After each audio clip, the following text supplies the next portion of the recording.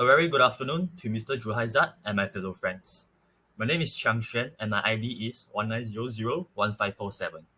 As part of my practical assignment, the type of training that I have chosen is circuit training.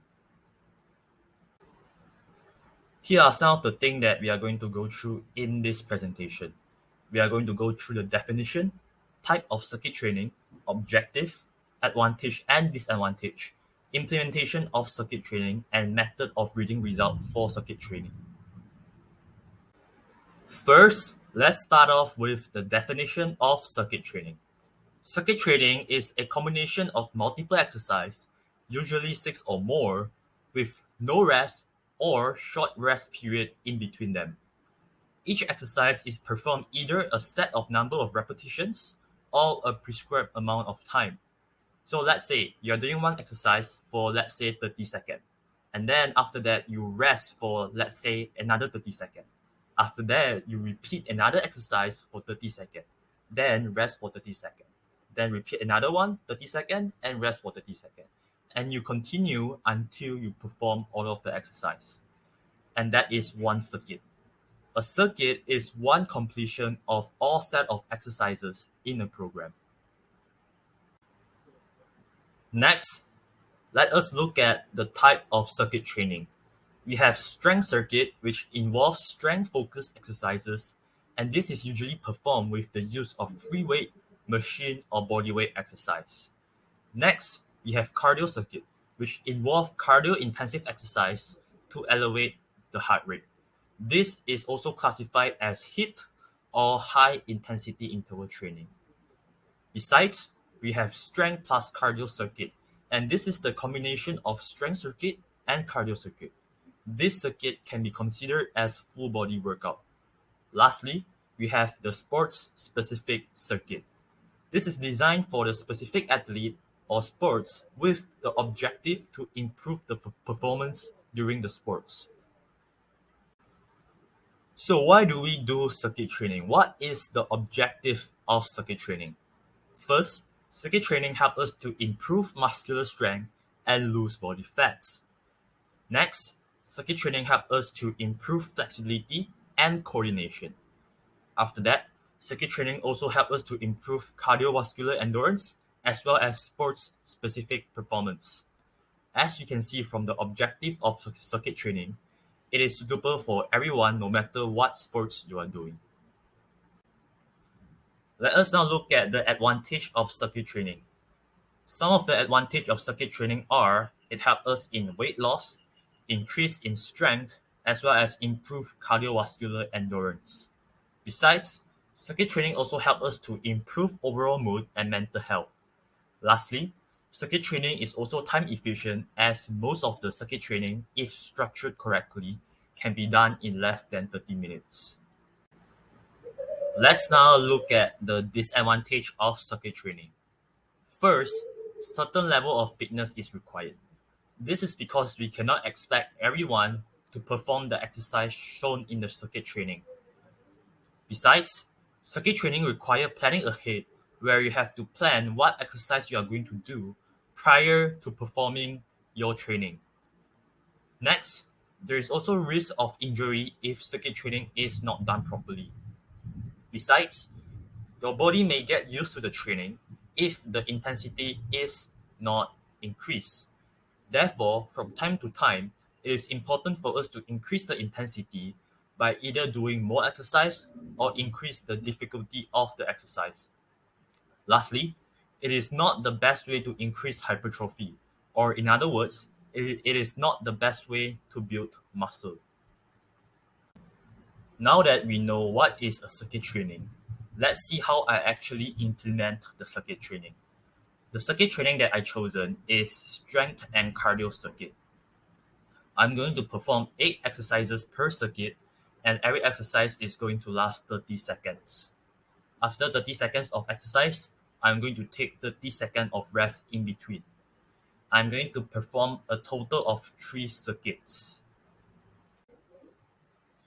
Here are the exercises that I'm going to perform in my strength and cardio circuit. I'm going to start with push-up, which target the upper body, followed by sit-up, which target the core, followed by squat, which target the lower body, followed by burpees, which target the full body, followed by Russian twists, which target the core, followed by lunges, which target the lower body, followed by hyperextension, which target the core, followed by high knees, which target the lower body. The whole circuit is repeated 3 times, and there is 30 seconds of rest in between each exercise and circuit. Before I do my circuit training, I first start off with some basic warm-up. The warm-up that I perform is jog in place, horizontal shoulder rotation, jumping jack, and vertical shoulder rotation. Each warm-up is performed 20 to 30 seconds.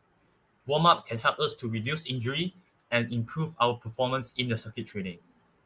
After I finish my warm-up, I start doing my circuit training. This is how my circuit training looks like.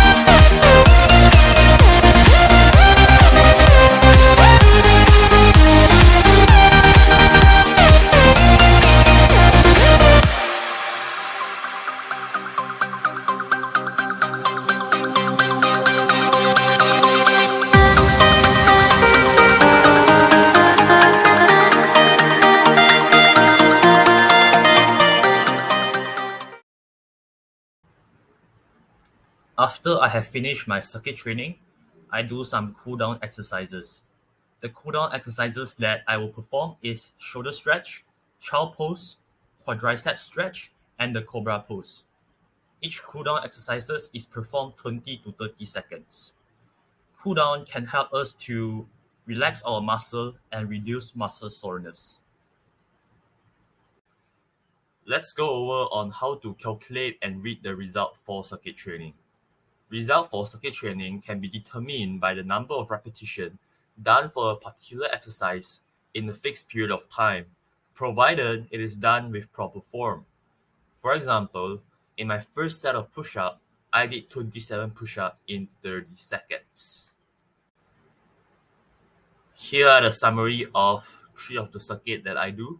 And as you can see that during my second and third circuit, I did way less than the first circuit, and it is because I already exhausted during the training in the first circuit. Hence, my performance is not as good as the first circuit. Lastly, let's talk about the result of continuous circuit training. First of all, you will see that the number of repetitions done for an exercise increase for subsequent training. For example, in your first week, your first set of push-up, you do 20 push-up. For your next week, your first set of push-up, you do 21 push-up. This is a increase in repetition. And an increase in repetition also signifies an increase in strength, which is the second result of continuous circuit training. Next, you will realize that your body fat percentage start to decrease and your body mass index BMI is back to the normal range of 18.5 to 24.9. This means that if you are overweight, you are able to slim down your body weight to the healthy range, whereas if you are underweight, you are able to get some muscle mass back to the normal range. That's the end of my presentations. I would like to thank Mr. Juhaizad for guiding me throughout this assignment so that I can perform my circuit training properly. Thank you.